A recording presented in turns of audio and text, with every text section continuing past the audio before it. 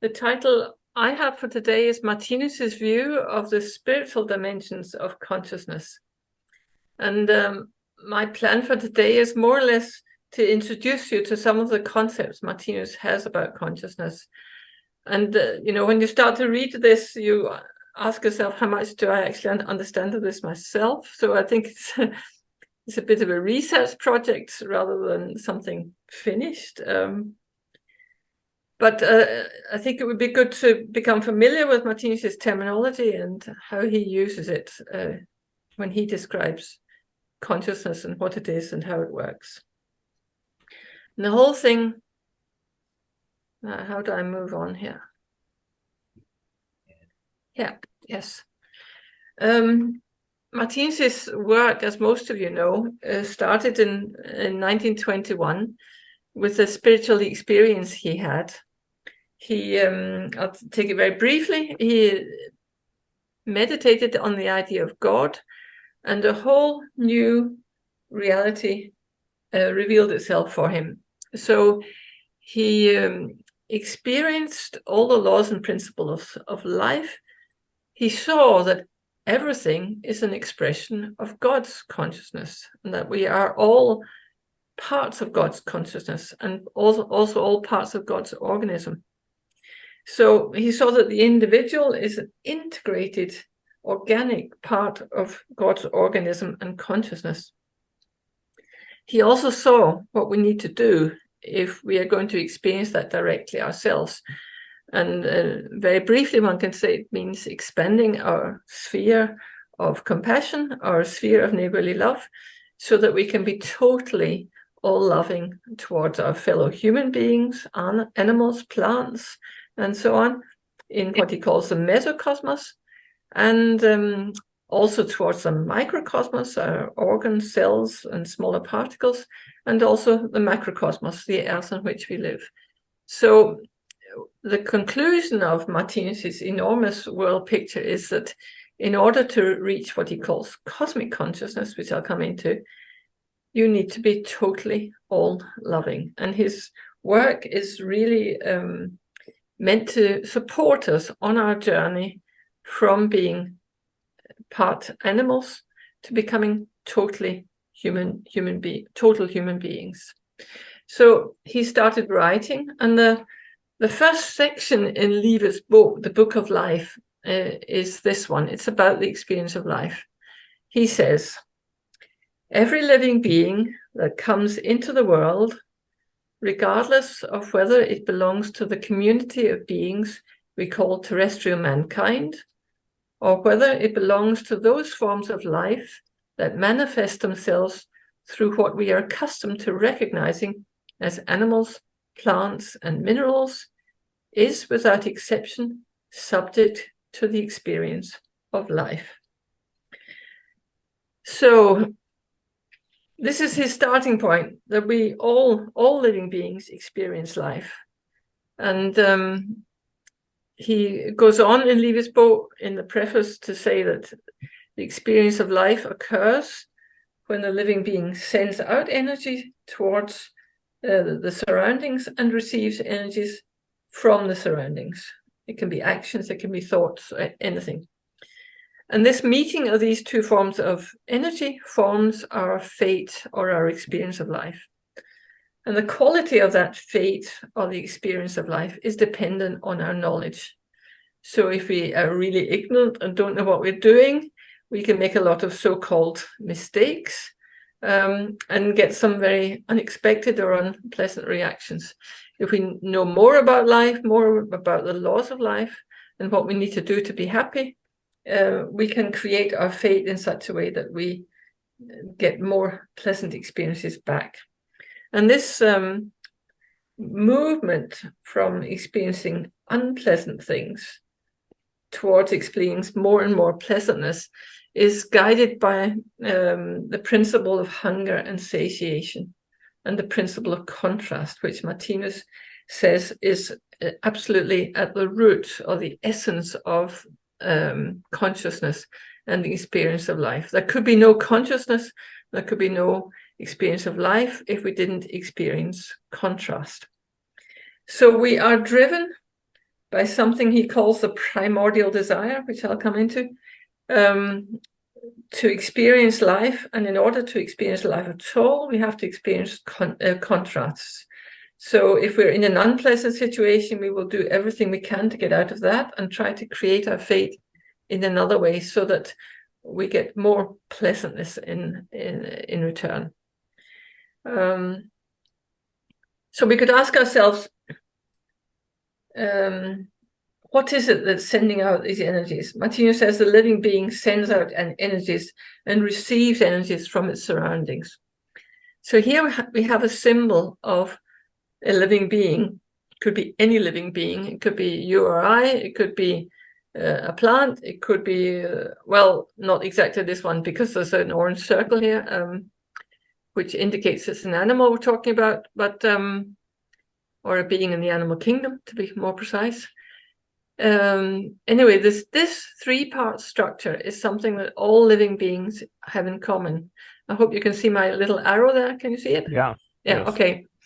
So he talks about the living being having a three-part structure, or a triune structure.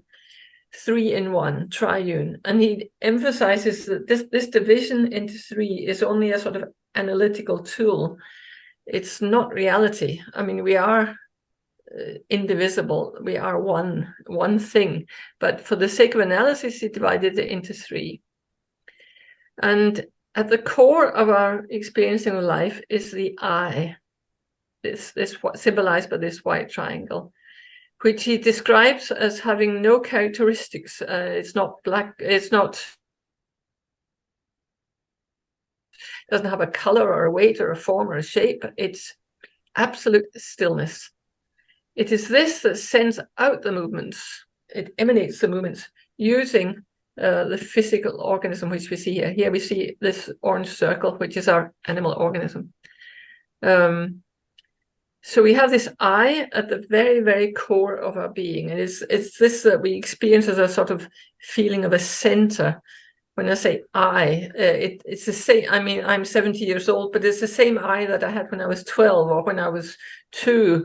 It's the same I had when I weighed 10 kilos more or when I weighed 10 kilos less. It's not dependent on anything to do with weights and measures. It's an absolute still point from that sends out energies and receives energies. And then we come to what makes this possible, and that's X2, this part of the symbol, where we see this violet color, the mother energy, which controls and regulates the combination of these 6 basic energies, which we see in the bottom third of the symbol, X3. This part of the symbol is the ability to create and the ability to experience. Create in the widest sense. So if I say something, that's a creation. If I experience someone else saying something, that's an experience. So the whole ability to create an experience comes from here. And it's he mentions in the text about this symbol the 2 sexual poles, the masculine pole and the feminine pole, which also have to do with the sending out of energy and the receiving of energy. He hasn't drawn them in the symbol, but he does explain them here. So in this part of the symbol, we have what he calls spiral centers, these little round figures, which are what he calls superphysical organs for regulating the combination of the basic energies. We have basic energies here. We have the energy of instinct, the red color, the energy of gravity, the orange. Yellow is the energy of feeling. Green is the energy of intelligence. Blue is the energy of intuition, and indigo is the energy of memory. And these energies are present in every living being, whether it's a mineral, a plant, an animal, a human being, a planet, an angel, a spiritual being. All these energies are present in every living being, but in different combinations. And it's these little spiral centers up here, together with the mother energy that regulate that. And then we have some talent kernels here, which are the results or the essences of everything we have practiced life after life after life. We're talking here about an eternal structure, so we never die, we change how we manifest ourselves, but we're eternal living beings. So this is an eternal structure.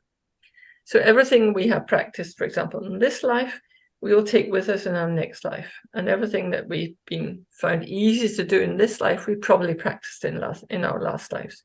Things we find difficult, they are, it's probably the first life we're doing this. I think it's the first life that I've had to do accounts and deal with accountants and all that sort of thing. For example, but maybe I played music in life before, who knows? So we have this three-part structure, the I, which he calls X1, because it's just something that is. And I think it's interesting, he says it's something, it's not nothing. You could think it was nothing because it has no form, it has no shape, it has no color, it has no texture, but it is something. And actually he says, in reality, it's all that there is. There is nothing but this I. But if this I is to experience life, it has to connect itself with an ability to create an experience and organs or bodies through which it can create an experience. He, just to introduce some terms, he calls this the combination of the I and this ability to create an experience, the superconsciousness. I could add that in some contexts, he calls just X2 the superconsciousness, so don't get confused. He's not completely consistent about his terminology. But mostly he combines X1 and X2 and says that's the superconsciousness. And he calls X3 this combination of organs, of the basic energy bodies. He calls that for the subconsciousness. So let's see the next one. He says here about the superconsciousness and the subconsciousness. By virtue of the structures of the superconsciousness and the subconsciousness and the bodies of the basic energies, the living being's functions of consciousness and bodily functions are manifested in the form of its experience and creation, its light and dark way of living, its appearance with devil consciousness, as well as with Christ consciousness as a human being in God's image after his likeness. A bit of a complicated sentence there, but the superconsciousness is responsible for all our manifestations in combination with these basic energy bodies. And there were two other terms there that had consciousness in it, devil consciousness and Christ consciousness. I think we can see devil consciousness being manifested so blatantly at the moment. Devil consciousness, Martinus defines as the combination of a highly developed intelligence with a very underdeveloped level of morality. And I saw something on YouTube, and I don't know if it's true, but I can't verify these things, but it showed how, and I'm not taking sides in any of this, but it showed how the Israeli army had been using the Gaza Strip as a way of testing their new weapons, including facial recognition, so they could shoot a particular person if they wanted from an enormous distance and all this kind of thing. And that's really using one's intelligence, because it's quite ingenious that, you know, if you want to hit a particular person far away, you can use facial recognition and send the weapon after them. That's an example of using your cleverness, your intelligence in the service of the killing principle. So that's one type of consciousness. And he said it's two bad in a way to call it animal consciousness, because the animals don't do that. The animals kill in order to live themselves, and they're not intelligent enough to be so callous, we say in Scotland. I don't know if people know that, calculating and so on. The contrast to this is Christ consciousness. And this is where you have a very, very highly developed intelligence and a very highly developed sense of morality, sense of neighborly love. And then you can't do anything other than love your neighbor as yourself in every context. So here, loving your neighbor as yourself, it can't be foolish kindness. It can't be the inability to say no when no would be the most loving solution. It's a very strong form of love. It's a very strong form of consciousness where you know what is right. Your moral compass is totally intact. You know exactly how to be in contact with the will of the universe, so to speak. So these are two diametrically opposed forms of consciousness, and we are in the process of moving away from animal consciousness, devil consciousness, towards Christ consciousness, and Martinus guarantees that we will all get there sooner or later. So lots of terms here. So go on. And this evolution would be impossible if we didn't reincarnate, because, well, you see the current war going on, babies are dying, they're only a few days old or weeks old and so on. You can say, well, what evolution has been attained in that short span of life? Well, not very much, one could say. And it would all be terribly, terribly pointless if reincarnation wasn't a fact. And Martinus uses lots of pages to describe why reincarnation has to exist. But one thing one can say is that the I has no physical form. The superconsciousness, the ability to create an experience, has no physical form. I've often said, I can sit here and I can say, well, I can play the violin. It could be a lie. I'm actually trained as a violinist. It was a long time ago, and I wouldn't like to play for anybody now.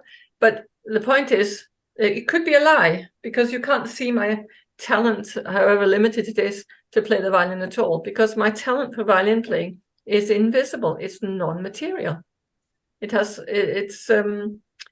to say it was in here somewhere, but I mean, where is it? It's a spiritual faculty.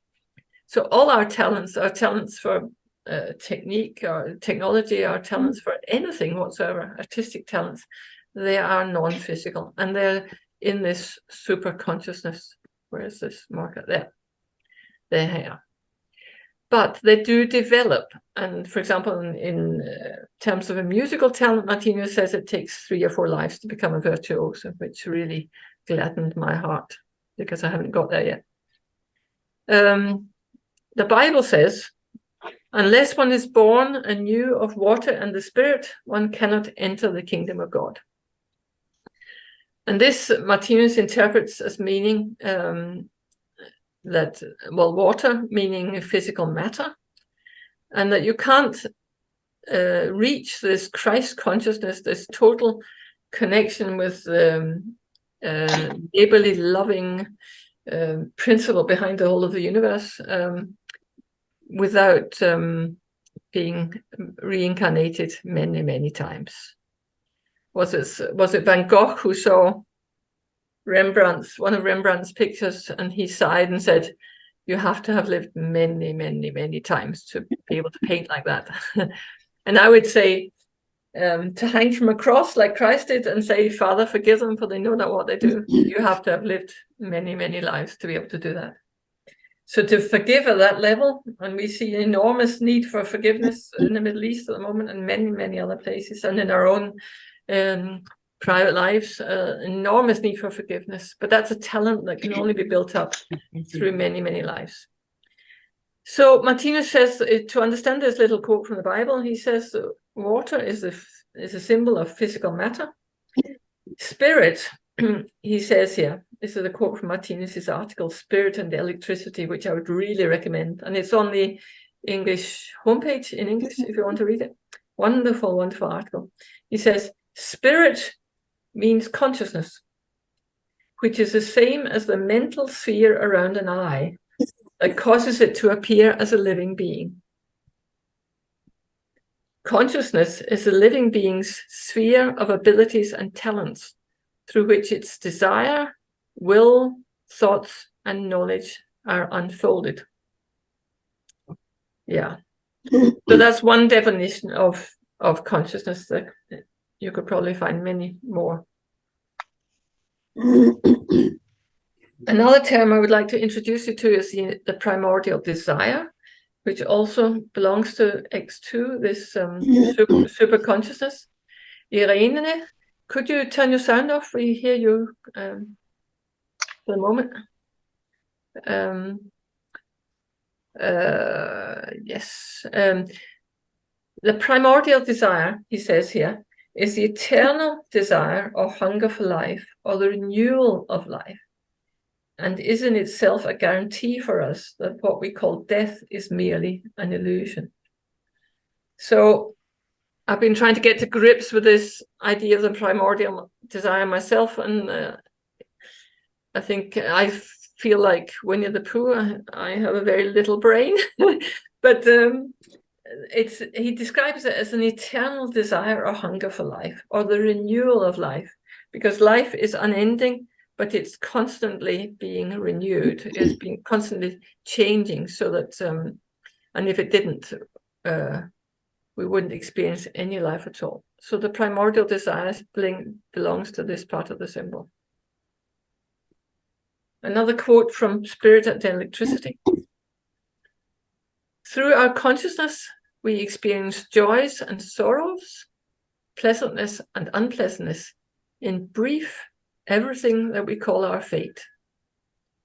From our consciousness, we also direct the movements of our physical organism and the actions and forms of creation that are manifested through it. So the consciousness is experiencing things, and it is sending out things.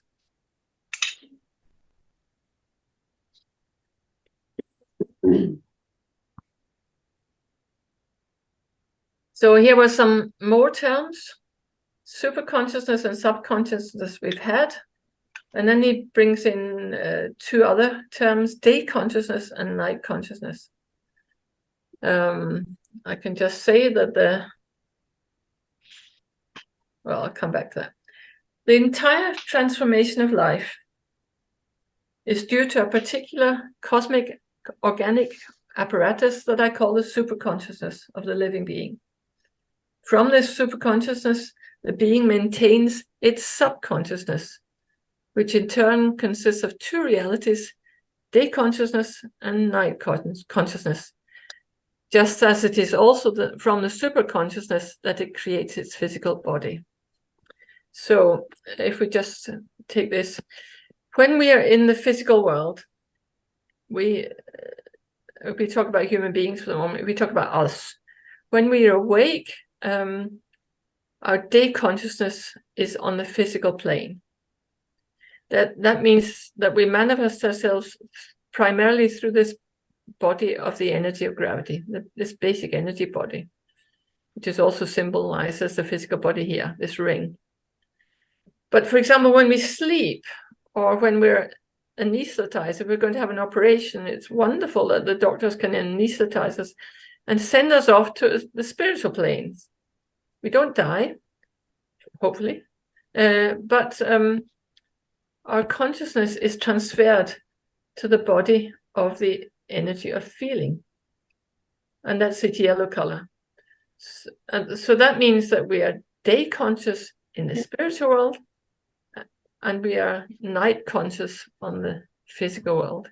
So we alternate in our daily lives, we alternate between day consciousness and night consciousness. We're day conscious on the physical plane when we're awake, and we are day conscious on the spiritual plane when we're asleep, which means our night, we're in, yeah, it gets confusing, but that's how it is. And through evolution, we become deconscious in the different kingdoms.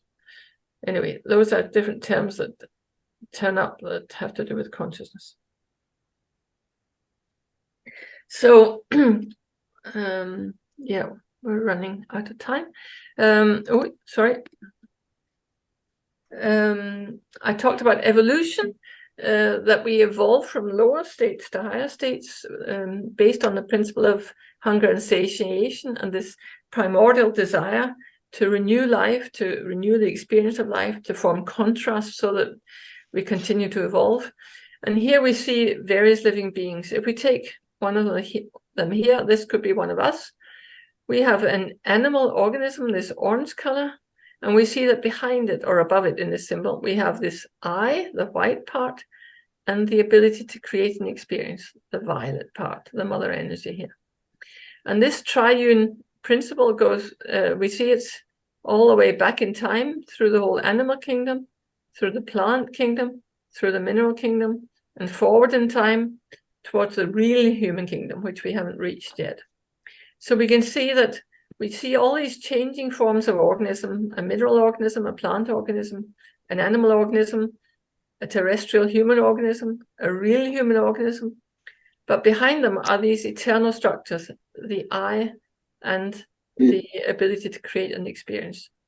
So just as I can say that my feeling of an I is the same as it was when I was 12 or 5 or whatever, it's actually the same I had when I was a primitive animal and when I was a plant and when I was a mineral and so on. So we experience life eternally and continuously, life after life through aeons and aeons of time. Actually, it's endless, it's infinite, it's without end. If it wasn't without end, it could never have started. So this sort of symbol sort of fades into eternity on this side, and it expands into eternity on this side. So it's just a section of evolution. I won't take all the details here. Maybe just to mention here, because we'll talk about philosophy and science, but here is a symbol of where we are in our evolution, generally speaking. And we see this green ray going backwards in time. That's intelligence. That is science and our ability to analyze life and our experiences. And the little yellow-green ray going forward, that's philosophy. So we have 2 philosophers here, so you're included here. If we can look at this little detail, I hope you can see it. We can see 2 views of the living being. The one is the cosmically unconscious view. So the ordinary person who has no knowledge of or no experience of these spiritual realities sees only the physical reality and says, well, when you're dead, and there's nothing. There was nothing before, there's nothing after. A very materialistic view, one could say. But it's a natural state in evolution, so we all go through it. Here we see a being with these this aura surrounding it, and we can see that this being has a larger view, which takes in the eternal aspects of the living being, the I, and the ability to create an experience, as well as the organism and consciousness. So here we see the whole picture, and both those stages are inevitable for all of us.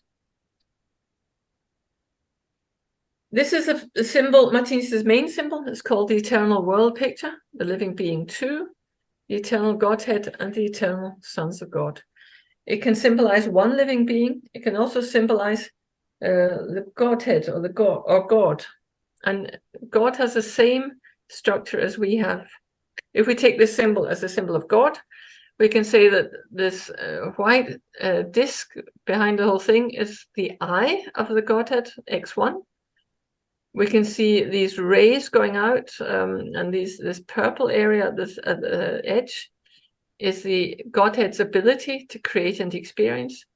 And the colored circle is the Godhead's ability, Godhead's organisms and consciousness, all the entirety of God's organism and consciousness. What he also shows in this symbol is the individual living being's relationship to God. So we see, if we look at the animal kingdom here, which is symbolized by the orange color, we see all these little circles here. We see them all the way around.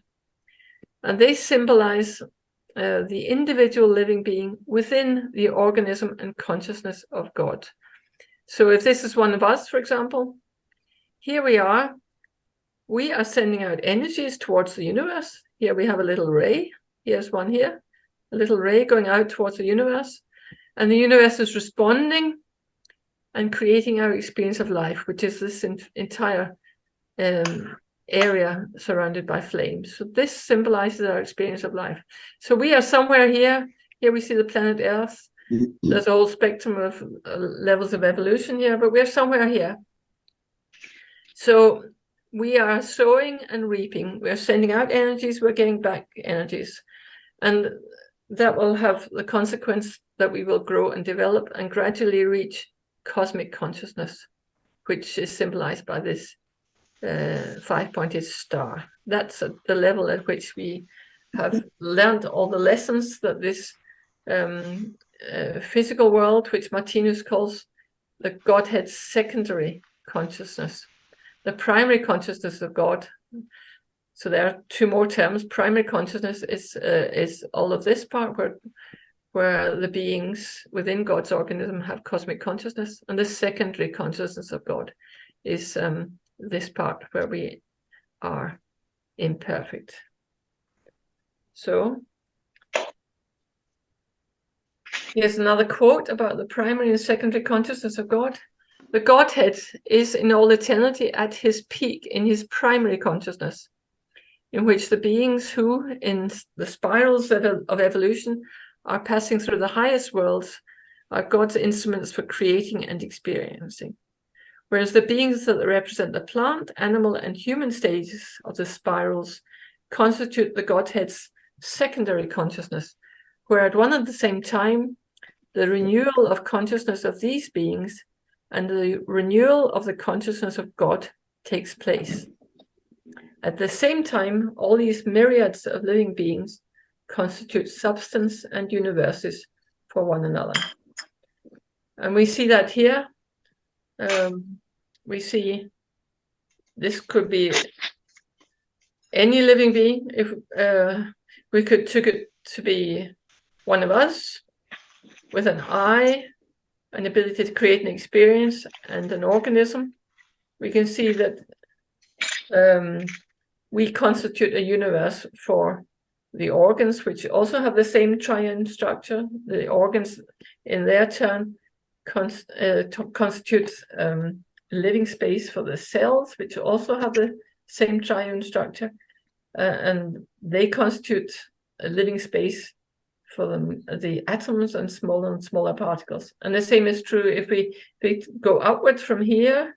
If this is me, for example, I'm on the planet Earth, which is also a living being, which is in the solar system, which is also a living being, which is in the Milky Way, which is also a living being. So we see this principle of life units, life within life, within life, within life. And we see here how reincarnation,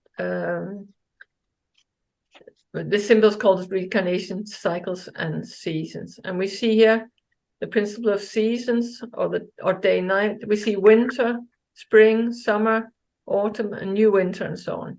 It can also be night, morning, noon, afternoon, and a new morning. And Martinus has married this to the kingdoms of the basic energies. So we see the kingdom of gravity energy, or the animal kingdom, the real human kingdom, the kingdom of wisdom, the divine world, the kingdom of bliss, and the plant kingdom, and the new animal kingdom, and so on. But I took this symbol because it's the only place where he really, where he really clearly shows that this figure at the bottom, where we see that in the animal kingdom we have cosmic unconsciousness. That means that we have no direct personal experience of the solution to the mystery of life. We don't understand what's going on. But through reaping what we sow, we learn, we get our consciousness expands and opens up until it opens up completely, and we get cosmic consciousness where this line is. And from this little line until this one, at the beginning of the next animal kingdom, we have cosmic consciousness. This means we have complete and personal access to all the laws of life. We see that the solution to the mystery of life is to love one's neighbor as oneself. So at this point in our evolution, which we are rapidly heading towards, we have attained a balance between intelligence and humaneness or neighborly love. And this will result in, I've just made a list of a few things. It will result in us getting consciousness, and that will mean that we will see that all living beings constitute one living being, that the religions call God, and that we are part of God's consciousness and organism. We will also see that we are immortal, we cannot die, we can lose our physical organism, and there are many who are doing it right now in very painful ways, but we will come again. We will see that there's a process of evolution from lower stages to higher stages, stimulated by the primordial desire and the principle of hunger and satiation, this desire to experience life. We will see that the so-called evil has a divine purpose, and that everything, however awful it appears, is very good. We will see that the only way of accessing cosmic knowledge is through loving one's neighbor as oneself. We will ourselves become our own source of unlimited knowledge. We'll see that there are spiritual laws and principles behind the physical world, and we will see that the universe is a living being and understand the process of creation.